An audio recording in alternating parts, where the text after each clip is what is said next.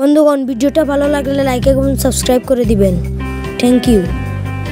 বন্ধুগণ, আমরা আজকে একজন মহান ব্যক্তির কথা নিয়ে আলোচনা করব। সেই মহান ব্যক্তি 1997 খ্রিস্টাব্দে উড়িষ্যার কটক শহরে 23 জানুয়ারি তিনি জন্মগ্রহণ করেন। পিতা জনকীনাথ বসু, মাতা প্রভাবতী বসু।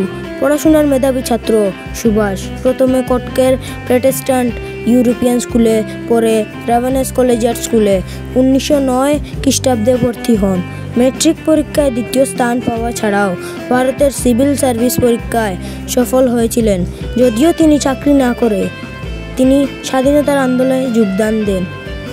এজন্য তাকে বহুবার কারাগারে থাকতে হয়েছে। 1980 খ্রিস্টাব্দে কলকাতার ভবানীপুরে বাড়িতে গৃহবন্দী থাকার সময় সেখান থেকে গোপনে পালিয়ে যান। রাসবিহারী বসুর সঙ্গে মিলে জাপানের আজাদ হিন্দি ফৌজ তৈরি করেন। ইংরেজের বিরুদ্ধে লড়াই শুরু করেন। সেই যুদ্ধে সফল না হলেও তিনি ভারতের মাটিতে স্বাধীনতার পতাকা তুলে ধরেছিলেন।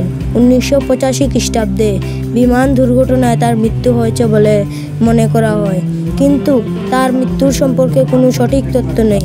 সাধারণ মানুষের কাছে তিনি নেতাজি সম্পর্কে চিহ্নিত হন।